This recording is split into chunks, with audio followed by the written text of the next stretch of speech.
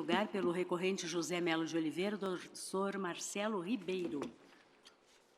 Presidente, apenas para esclarecer que o doutor Joelson Dias falará pelo vice-governador José Henrique. Ele não está inscrito, porque o advogado que ia falar não pôde comparecer. E eu dividirei o tempo com Sua Excelência, né? Como são duas partes com advogados diferentes, ele terá o prazo em dobro. Eu dividirei com ele os 20 minutos. Me diz quem continua.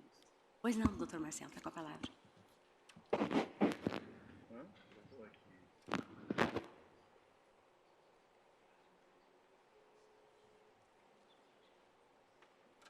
Excelentíssima senhora ministra-presidente, senhores ministros, senhora ministra, doutor procurador. Esse caso foi noticiado pela imprensa como se fosse um verdadeiro escândalo. Compra de votos documentada por recibo. O máximo da inverossimilhança e o máximo de uma suposta ingenuidade política.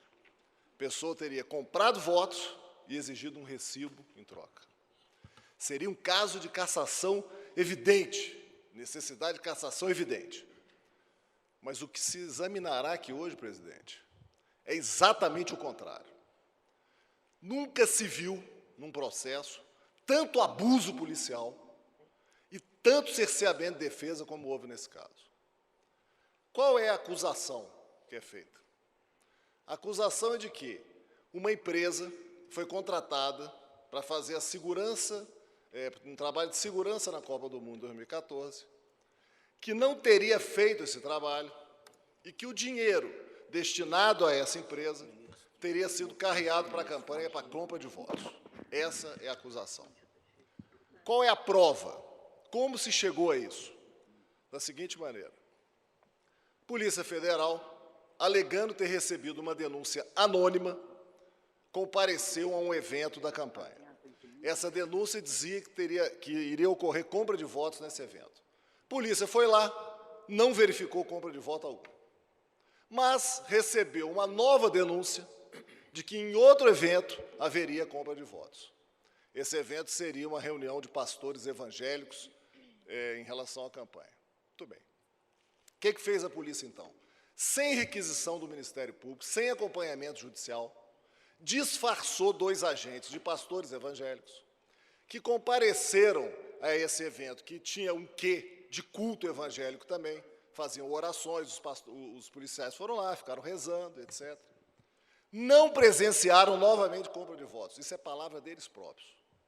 Muito bem.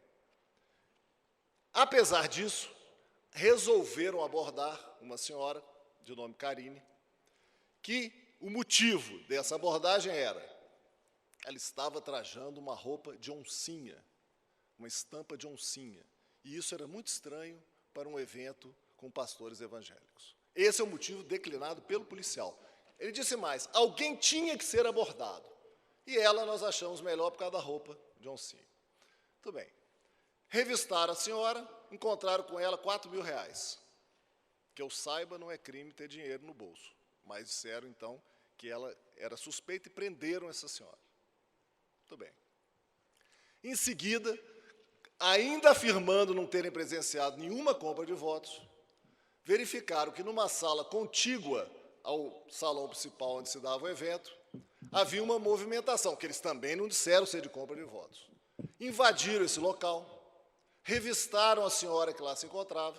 Essa senhora é dona daquela empresa que supostamente teria desviado recursos para a campanha. E essa senhora foi revistada e presa. Com ela se encontraram documentos, recibos, os tais recibos que seriam de compra de votos, e coisas semelhantes. Muito bem. Ato contínuo, o delegado que chefiava a operação determinou que se revistassem todas as pessoas que estavam no recinto, que, segundo os policiais, aliás, quando eu disser qualquer coisa aqui de prova testemunhal, são os policiais, porque eles foram os únicos ouvidos no processo. A prova é exclusivamente formada por depoimentos dos policiais que fizeram as operações. Muito bem. Determinou a revista em todos os presentes, que eram de 50 a 70, segundo os policiais. Revistaram todos e revistaram todos os seus veículos. Não encontraram nada. E aqui é que se atinge o ápice do absurdo. Não se identificaram essas pessoas. A polícia revistou de 50 a 70 pessoas e nenhuma delas foi sequer identificada. Se essa corte agora, em se tratando de um recurso ordinário, deliberasse, por exemplo, por anular a decisão, para que fossem ouvidas essas pessoas, isso seria impossível, porque a polícia destruiu essa prova. Como que destruiu? Ao não identificar essas pessoas. Muito bem, mas não para aí. Os tais recibos. Os recibos não são, evidentemente, de compra de voto. Tem recibo para comprar túmulo, recibo para ajuda de custo, tem uma infinidade de recibos. Muito bem. Em alguns deles, existe o nome do beneficiário e o seu telefone. O que aconteceu nesse caso? Quantos eleitores foram... Trata-se de conduta vedada, segundo o tribunal, e de 41A, ou seja, compra de voto.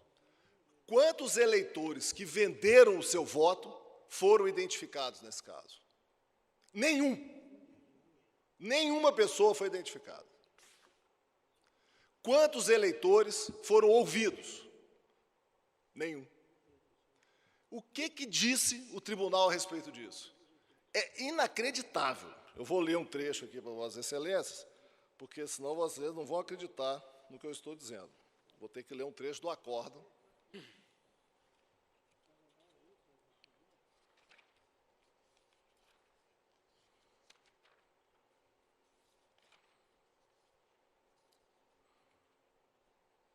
Aqui. É o acórdão. Quanto à possibilidade de determinação dos beneficiários, rememoro que as planilhas e listas apreendidas, servindo de controle também completo, determinando-os ou tornando possível determiná-los. Então, as listas é que determinam os beneficiários, esses recibos. Bom, diz o acórdão. Tal assertivo é tão factível que na já mencionada reportagem veiculada durante o programa Fantástico, com a chamada esquema de compra de votos no Amazonas tem até recibo, os jornalistas, ao terem contato com tal material, vejam bem, os jornalistas, ao terem contato com tal material, efetuaram ligação telefônica para alguns dos beneficiários e esses identificaram-se como tal. Ou seja, é o fim do mundo. Além do judiciário agora deferir à imprensa a produção das provas, porque nos autos tem nada. Ninguém foi ouvido, ninguém foi identificado. Se perguntar quem é o eleitor que vendeu o voto, não tem. Além disso, basta um telefonema de um repórter para uma pessoa que do outro lado da linha ninguém está vendo quem é. E isso é suficiente para identificar o eleitor que vendeu o voto. Quer dizer, eu nunca vi na minha vida, é a primeira vez, com 30 e poucos anos de profissão, que eu vejo um acórdão dizer que a prova está numa matéria de televisão. E desse jeito. É a prova do 41A essa. E não foi só nesse ponto, não. A empresa, a NSD, que prestava esse serviço de segurança na Copa do Mundo, alegou-se que era uma empresa fantasma. Nesse ponto, o acórdão ignorou totalmente a prova dos autos, e aqui se trata de recurso ordinário, pode ser revisto. A empresa tem CNPJ, prestou serviço, inclusive o próprio acórdão reconhece que ela prestou um serviço semelhante no Chile, enfim. Mas alega-se que ela é fantasma. Muito bem. Para provar que ela é fantasma, o que o acórdão fez? O acórdão fez o seguinte, vou ler um trecho do acórdão, agora sobre a conduta vedada. É de conhecimento público e notório, dada a repercussão geral nacional, a reportagem vinculada no Fantástico, através do qual os repórteres Maurício e tal questionam qual seria a origem do dinheiro. Na mencionada ocasião, o Fantástico teria ido, até o teria ido, não se afirma nem que foi, até o local onde a empresa está registrada, em Brasília, mas concluíra que essa agência só existe no papel. Quer dizer, para provar o 41A, vale-se de uma matéria de televisão. Para provar a conduta vedada, também se vale de uma matéria de televisão. É realmente inacreditável. Quer dizer, essa é a prova. Quer dizer, policiais entram num evento da campanha, para o qual não foram convidados, disfarçados de pastores, numa verdadeira infiltração que exige autorização judicial. abordam uma pessoa, dizem eles próprios que não houve compra de voto alguma.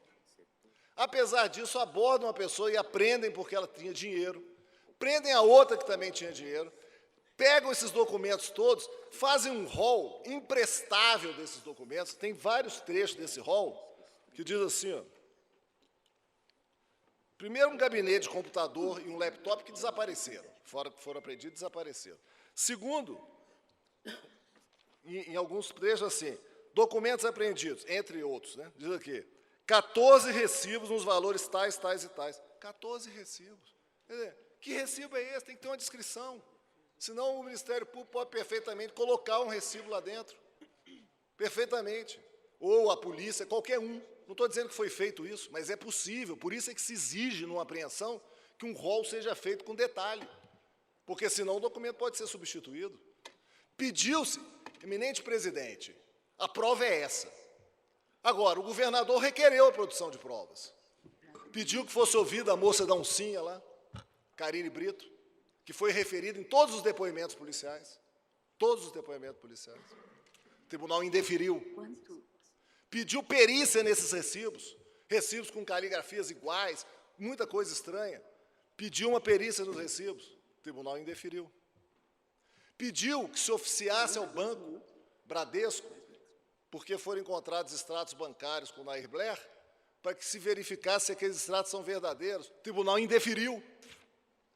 Indeferiu todas as provas, presidente. E a prova é exclusivamente por depoimentos de policiais que participaram dessa desastrada operação, baseada em denúncia anônima.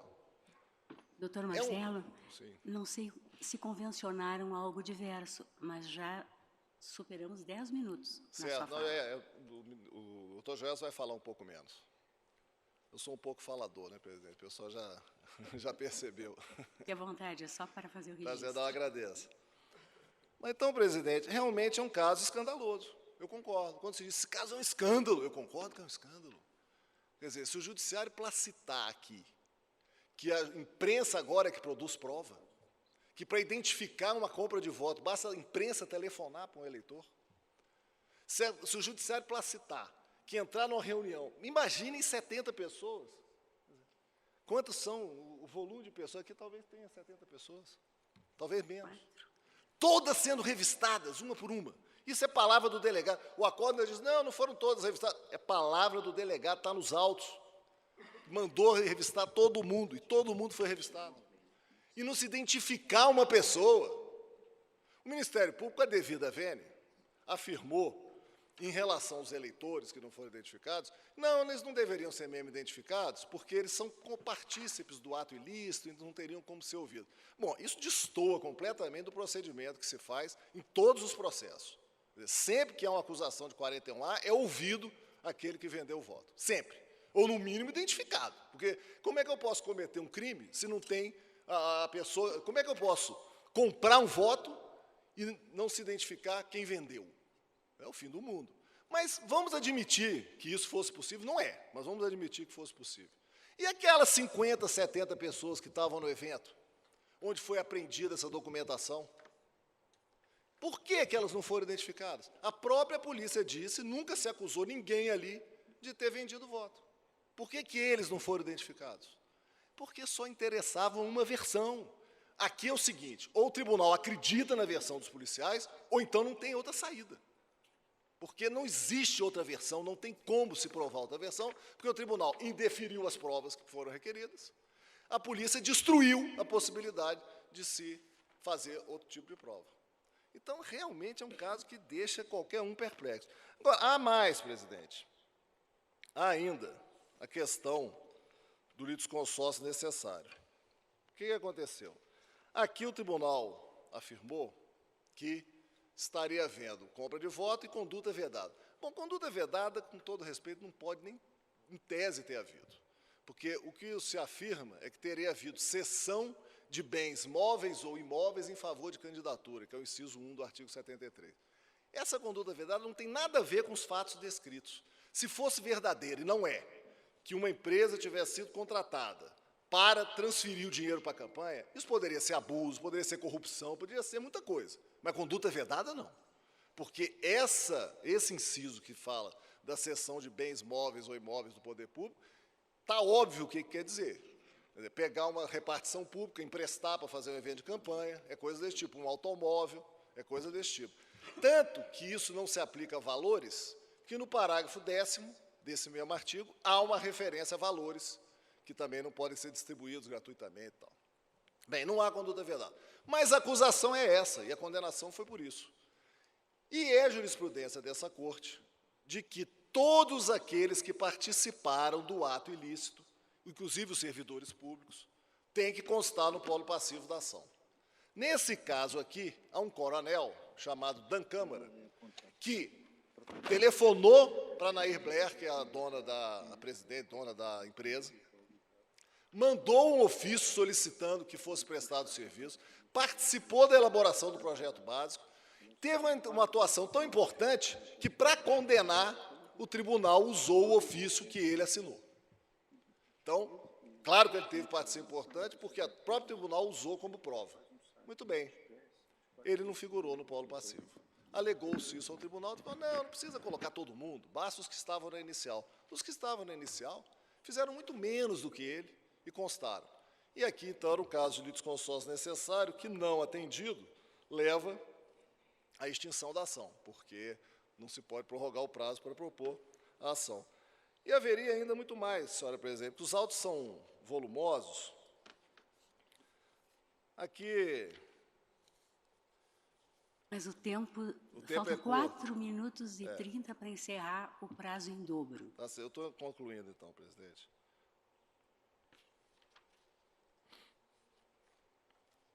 Mas, em resumo, é isso, presidente. O tribunal condenou sem qualquer tipo de prova. A prova é essa, produzida apenas pelos policiais. Quer dizer, a jurisprudência dessa Corte é farta, mas muito farta, no sentido de que não se pode condenar apenas com depoimentos de policiais que participaram da ação. É muito farta. E, no caso, é um mandato de um governador do Estado que foi eleito. Quer dizer, caçasse um governador com essa prova e com esse cerceamento de defesa que ocorreu, com tanta ilegalidade, realmente seria um absurdo. Agradeço, presidente. Obrigada, doutor Marcelo.